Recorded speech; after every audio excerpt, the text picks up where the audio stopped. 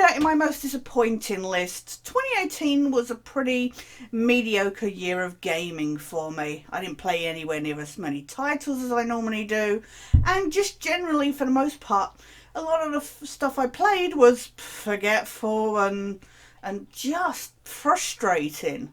But I did play some good stuff. And of course, there were good titles released in 2018. It's just I didn't play them until 2019. So, here is my top 7 games that I played, not necessarily that were released, but the best ones that I actually played in 2018. And we've got to start off with an indie title, actually. I mean, I say indie title. It was, and then EA backed it up. And it's A Way Out, a cooperative experience where you play as two inmates escaping from prison, getting a way out of prison. It's a lot deeper than that. I played this with Malcolm, and you can't do it solo. It's completely cooperative, and it's a lot of fun. Unfortunately, it is built up of like mini games. It tries all these different things. You have a lot of story, and then you'll have a break to do these little. It's difficult to explain.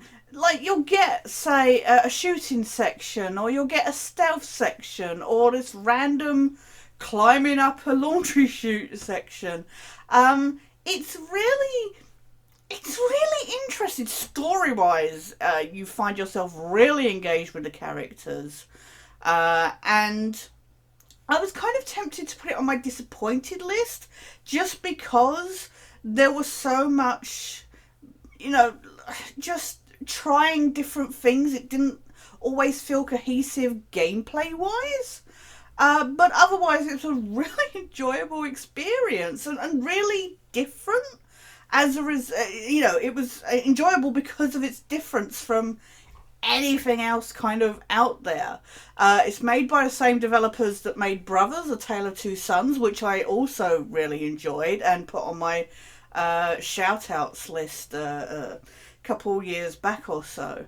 But it's really worth checking out, and just some of the cinematography in this, it takes a lot of influences from stuff, but it's so visually fascinating to watch. Graphics are not bad, but just in a cinematic sense, it's really interesting and fun to watch. And just like I say, just really engaged with the characters. You wouldn't think that you would, but you do. And especially then when there's a twist near the end, and then just the shit hits the fan, that I will not spoil here. Me and Malcolm were just sat there going, oh, wait, now what's happening? What's going on? So it was a lot of fun to play cooperatively, really fun story-wise. And the interesting thing is EA actually let both me and Malcolm owned a copy, but you could technically play this off one person's copy. I did invite Donna to play it. I think we played it in the end. I don't know. But technically you could play it over like EA's, if you, I don't know, connected to their system or whatever it was. But I thought it was really cool, and it really widened the I think the access people had to it as a result. So I wish more would do that, and not rely so much on you both owning the game, because I think not so much with this game, because replayability I don't think is an option. I don't really feel the need to go back and replay this game, but certainly if you're offering it to new people and that, it's a really good way to introduce it to people, even if you just play the first level or so together, and then that person can go pick it up and play it with somebody else or that. So I think that's a good way to widen your audience. But no, I really recommend this. It wasn't amazing. Like I say, the fact that it is so just spotty with the gameplay is why I didn't put it higher. But I do recommend it. Next up, though, is something I've always tried to avoid putting on my lists, and it's a remaster. It's the Spyro Ignited Trilogy. Reignited Trilogy, sorry. And I had to put this here because it is beautiful. And if you have not played the original Spyro games, this is an amazing entry into the franchise. It takes the first three original Spyro games that I keep wanting to say Insomniac did, but I could be wrong, so I apologise if that's wrong. But it takes the first three, the decent Spyro games, and completely builds them from the ground up. I think it's remastered by Toys for Bob. I could be wrong. Whoever it was, it's just visually beautiful. For those who don't know, you play as the titular Spyro the Dragon, and it's a collectathon platformer. I mean, I say platformer, there's not much platforming, but it's a collectathon. You collect gems, and it scratches that completionist itch really well and really satisfyingly. But the controls are refined. They're a lot tighter than they maybe were back in the PS1 days. I didn't have any issues with the hitboxes like I did in the Crash Bandicoot Insane Trilogy. So that was nice. It felt a lot better as a result. I just really, really enjoyed it. And I really, really wanted to highlight it here. Because I don't like to put games that I've played before or games that that have been remastered, because I feel like it's not the same impact, whereas my memories of playing Spyro are not very good, in that they're hazy, and I think I only played one. I can never remember which ones I played and which ones I didn't play. I really don't have many memories of playing the original ones. Maybe I only played a demo in it, but whatever. I got to fully enjoy the games here on this set. It is really cheap to get. It was not a full price game. It is totally worth the package price. And like I say, if you have not played Spyro the Dragon before, any of them, this is a really good opportunity to play it on PlayStation 4 and that. So there's not much more to say on that title. It's just a lot of fun. So I do recommend that. And number 5, though, I'm going to go for something a bit different again. It's a VR title. It's Superhot VR. And the reason why I put this here is because it's so much fun. VR is one of those things that it can be very hit and miss with how well the mechanics of being in VR work and how they're implemented. And I've not physically myself played the original Superhot, the standard version, PC version, but I have seen playthroughs of it. And I think it's really interesting that the story it's not, the VR version is not just a carbon copy of the standard version. And it's great because you can now get the 2-pack, both games in a pack and stuff, in a bundle. But it's interesting that the VR version goes from like the end of the normal game backwards, like map wise and that. You're going backwards through it. And the story is slightly tweaked. And I don't know, I have a little issue with the story. It gets a little preachy and self-absorbed and up its own arse. But otherwise, it's more the mechanics that I'm basing this on. It's so much fun. The movement of pulling guns and reaching for them and just the whole fluidity of it is so much fun. You will be knackered after playing a few levels. But it does. My main gripe would be the whole premise of this game is that time moves when you do. So if you don't move, you can look around, but if you do not move, then nothing around you. So you can have a bullet like here, and you're like, you could have like a throwing star or something, and you can have it right there and like kind of donk it one. But the thing is I don't know what it's like playing the normal version, but in VR, when you want time to move, you've got to just like wave your hands around or something to try, and it feels a little. It breaks the immersion. You're so immersed in the grabbing the gun and throwing stuff and that. And then you're like, oh, I need time to move. Ooh, and you feel like such a twat. I don't like that element. Again, I don't know how good it feels when you're in a normal, keyboard version. But and the other thing I really struggle with, and I don't know if it's the PlayStation Move controller or what, but I seem to really struggle with the art of throwing stuff.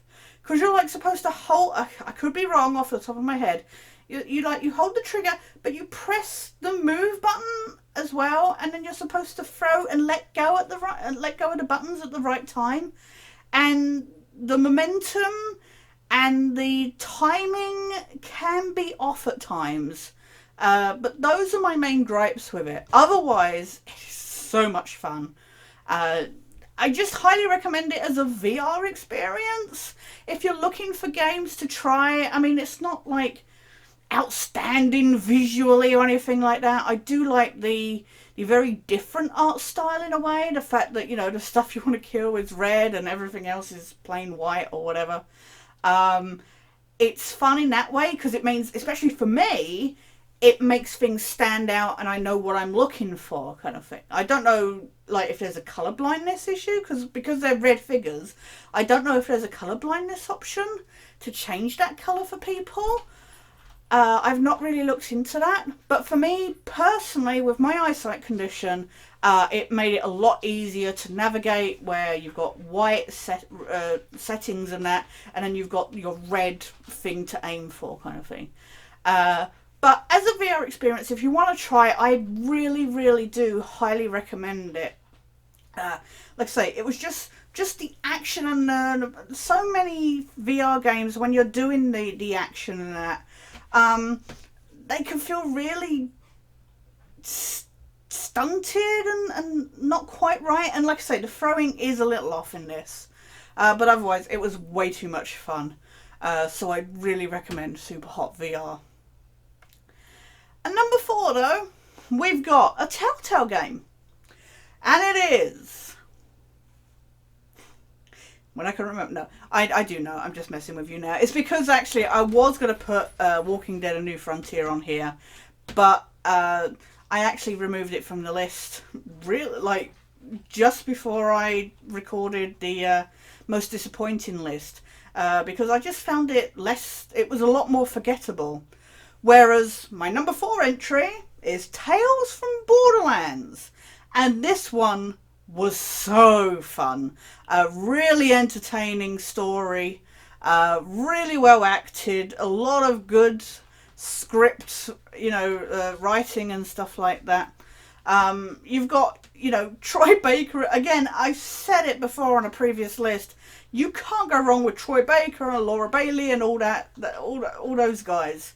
It's if you ever wanted to play a game that has got the most prolific voice actors in, this is it. And it's weird because I'm not a big fan of the Borderlands franchise, but this, because it's not like the looter shooter that Borderlands is, that's not the focus. This is obviously story driven.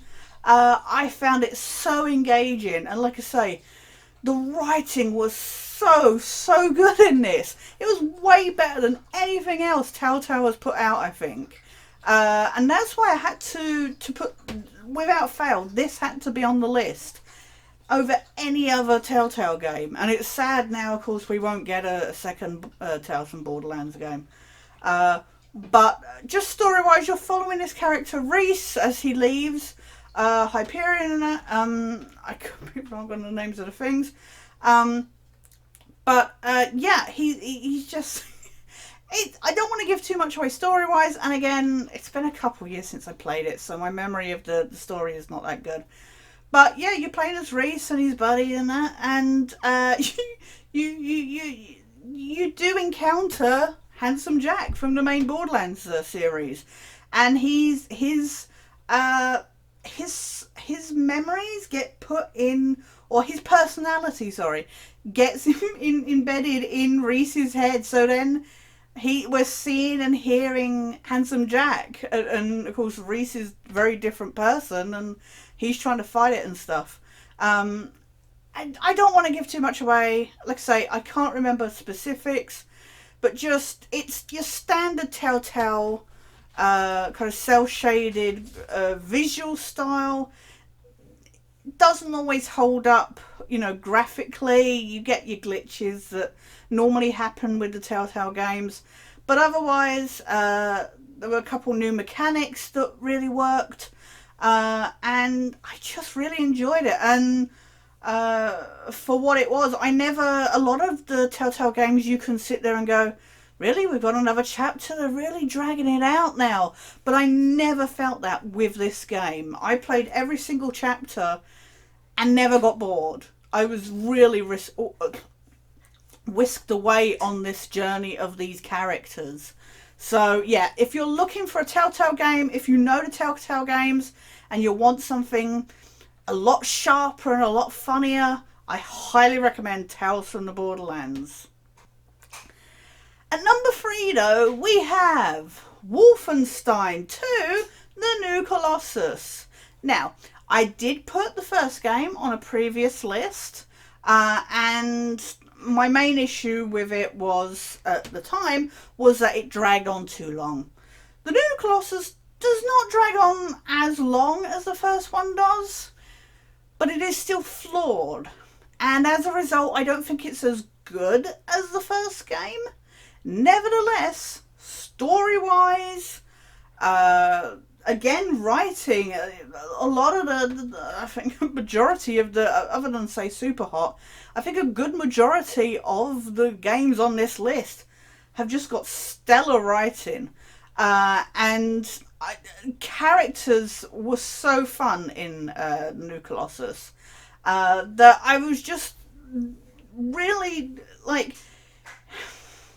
really invested, even if the story got silly at times and fell into that really weird, off-the-wall stuff that Wolfenstein does so well, that at times at the same time can be like, really? Oh god, not this again, or something like that. But you're following the continuance. It continues after the first game. You're still playing as BJ Blazkowicz. And it's so much so a follow-up that it even gives you the choice to make the decision between Fergus and the other guy that I can never remember the name of. I'm so sorry. This is how forgettable that guy is. I even, after I'd completed the game, because I picked Fergus in the first game, because he was the best option, so I picked him again in this one. And after I'd played the game with that, I actually went back and did it, pretending that I'd picked the other rookie guy. And I still don't remember much. He got a drugs addiction or something and was really hallucinating, and that was really well done, the way it was done with the animations and stuff. But I cannot for the life of me remember the name of the guy. Please, somebody remind me. But yeah, so you make your whoever you made that choice. You can make that choice or change your choice if you wish. Again, and it does change the weapon that you start out with, either the laser gun or the diesel gun. I don't remember the names, and I suck with German. I never learnt German, and my main German basis is stuff I've seen in games or movies, TV. So I wouldn't even if I had it in front of me, I would, even if I could remember it, I wouldn't try and pronounce it for fear of sounding offensive. But it's I love that that's an effect, but then you carry on this journey, not only having a lot more backstory for BJ and seeing his family life and how that affected him and how it affects, like, as a pending father, how like psychologically that affects him, but also just fuck this game. It makes you like aim your gun at a dog, and I was just like, yep. And you can refuse to shoot the dog. Everybody was like, no, you have to shoot it. But you don't have to. The game does something else where it fires anyway. But you don't have to be the one to pull the trigger. So all those people that were saying you have to pull the trigger, no, you don't. Trust me, I refused. But I do hate that didn't affect the game story-wise, but I guess it's such a small thing that it's not a big deal. But yeah, you carry on. You're now on this submarine, and yeah, you're continuing your fight against the Nazis in 1960s. Across an alternate version of the USA in the 1960s. And the characters you meet along the way are a lot of fun, a little cliched at times, but they're a lot of fun. And as a fan of Man in the High Castle, it really, there's this one moment where you go down into like Dallas and it feels like you're walking the streets. And it feels like you're in an episode of Man in a High Castle. So that was a lot of fun. I just, story-wise, gameplay was the same, no real difference from the first game. I did feel like this game is not perfect. I felt like it was flawed at times. But I still had a lot of fun with it. And as a result, yeah, definitely. If you've played the first Wolfenstein, highly recommend Wolfenstein 2. At the penultimate spot, though, we have Super Smash Bros. Ultimate! I think the title pretty much says it. For those who don't know, it's Smash Brothers, the Nintendo fighting game, where you can pretty much pitch anybody against anybody. And I didn't get to play the Wii U version, which I know added a couple of characters like the Duck Hunt Dog and Pac-Man. So the fact that Smash Bros. Ultimate puts every single fighter that has been in every single iteration of the game is just insane. I don't know how they pulled it off. You want major crossovers. This is just... There's like 50 or 60 characters, and they've done some DLC to add fighters like Banjo and Kazooie, or Joker from Persona 5. And it's really interesting, the people that they have added and the people that they haven't, like Waluigi. I'm pretty sure Nintendo are just trolling sorry about the creaky floorboards. I'm pretty sure Nintendo are just trolling the fandom at this point. But he is, pretty sure he is a spirit. What they have in this game are these spirits, which are different characters, lesser known characters sometimes, from smaller games, usually Nintendo, but there are ones from other games, and you're like I think Rayman and stuff. So, and they offer different buffs and boosts and, like NPC kind of help out and stuff like that, depending on the character and their skill set. It's really well implemented. I really enjoy the spirit, kind of managing element of the game. But their version of a story mode, adventure mode, is nowhere near the Subspace Emissary one that was in Brawl. I know a lot of people put Brawl down, but I really enjoyed Smash Bros. Brawl on the Wii. So yeah, to get characters like Solid Snake and let's say Pac-Man or it's massive, and it's so much fun. And you can do so much, and there's so many different modes, and there's so many different like variations that you can do and rules that you can set, etc. I am stuck on adventure mode at the moment. I'm stuck in Donkey Kong Country, trying to fight Donkey Kong and Diddy Kong, I think it is. Um, but I do like, it's very pretty, the map for the adventure mode. And I do like the way of unlocking characters in that sense. Although I don't think, I could be wrong, because I predominantly played just the matches to unlock characters at the beginning. I don't know if the characters you unlock in adventure mode carry over into your normal kind of fighting. I'm not sure. You know, if once you've unlocked them there, I can't tell you if they unlock in the main just fights, battles. But yeah, I had a lot of fun unlocking everybody. Some were absolute bastards and so difficult. And then when you play as them thinking that they must be awesome, you're like, oh, I suck at this game. um, it's just a lot of fun. And I'm so glad that there's a Smash Bros. Game for the Switch. And it's not just a port. I mean, you could say it is in the maps and the characters and that. But they're all updated graphically and it runs really smoothly. I've not played multiplayer yet, but I've never had too much of a problem with any frame rate lag or that. So honestly, if you like fighting games, if you've played or just tried previous Smash Bros. Games, I highly recommend Super Smash Bros. Ultimate. It's a lot of fun and it's really pretty.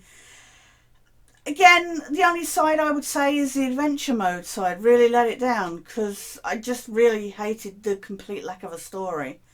Not that Subspace Emissary really was all that interesting. Didn't have any dialogue. Was all just these visual, like CGI kind of FMVs. But yeah, I do miss that, and I really wish they'd. But I mean, considering the amount of work that went into the rest of the game, I can't say it's lazy at all. It's still a lot of fun. Definitely check it out.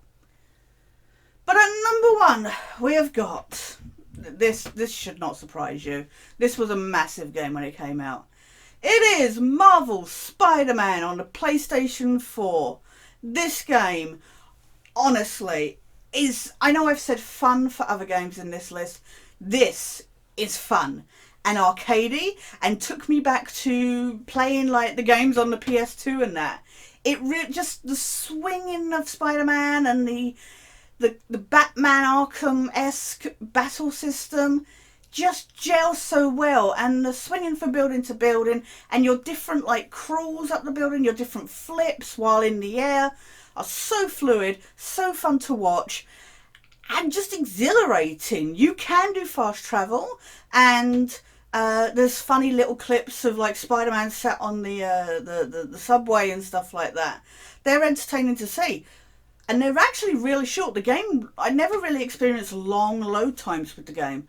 But it is so much fun to just swing across the city that I very rarely felt the need to use fast travel. I had too much fun. The fact that you can go down onto the streets and talk to people walking along the sidewalks and stuff like that. And some people are total jerks and other people's like, selfie! You know, it just... It's a living city. The fact that you can go to Avengers Tower is amazing. It's a living city. You can collect different outfits for Peter with different buffs. And you don't have to pay for them. They're just in the game. You know, the story. It's a really interesting... Like, Peter's been Spider-Man for a while. He's getting a little weary of it. And then he's working with Doc Ock. And... you know what's going to happen, but it is still so tragic and the characters are so well acted. It's a different person. I cannot remember the actor's name as Peter Parker, but he is really good. I was a bit dubious at the start because I was like, wait, it's not somebody we know? But and I showed Jane it and she was like, oh, I don't like him. I was like, no, really, you get used to him. You really get sucked into these characters and invested in them. And even though you know what happens with Doc Ock and that, and a lot of the other characters it's kind of prequeling, it's still so tragic and so emotionally engaging. And I just genuinely, there were times in this game, I will not spoil anything near the end. There are times I was genuinely welling up. I was just sat there going, No, no, no, no, no. It just hurt because these characters are so well acted, because they're so convincing. You get so far sucked in and like I say, invested. I know I'm repeating. But yeah, no, just the story itself. I've always said story is one of the key things that I look for in a game. And everything works together. The story, the gameplay, like I say, it's very Arkham-esque, but at the same time it's very fluid and feels right for Batman. For Batman. Of course it is. For Spider-Man. They even introduced Miles Morales, which is really good and expands that universe. I will say Puddlegate that hit before the game was released. The developers are like, oh, it's different lighting. No, I can tell you for a fact, those puddles were slightly lower res than what was shown in the trailer. But I don't care because I was too busy sticking people to girders and that with webbing. So, you know, I don't really care about that. I'm not really full on for the graphics. I'm just, if it's visually pleasing, I'm not looking at fine details, especially when you're zipping around the place. But yeah, gameplay works really well. I will say it's interesting to play as Mary Jane in these stealth sections, but I will say that it does struggle with the cover system. But I enjoyed the opportunity to play as MJ, and it was an interesting take on a different side of the story. So you've got those elements. Just genuinely check this out. Insomniac Games have done an amazing job there, and I'm so glad that Sony bought them. Hopefully we'll get so much more from them, because this was worth it, and it's got a great DLC. Black Cat. I have not played that yet, but I'm getting round to it. It's a fun package. If you're after, like I say, it's very arcadey. Some of the little side missions are tedious for Harry Osborn, but otherwise a lot of fun. Just genuinely thrilling to swing through New York City, and that's why, without doubt, I had to put Marvel Spider-Man at number one. There was just no question compared to the other games that I played that year. But otherwise, that's my list. I've tried to be a little fuller with my answers. I know that I was very vague with my worst of list.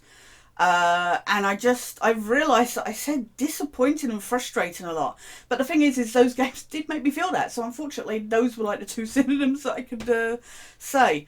Whereas a lot of the games on this list have just totally engaged me. And I really, really hope that you guys check them out. But thank you so much for watching, guys. My 2019 lists should be right around the corner, maybe in a couple of weeks. I still have to look at what games I had and actually write my lists, so give me an extra week or so. Hopefully, if I haven't lost my momentum of making videos by then, I can get it done. But please, take care, stay well, and I'll see you somewhere down the line.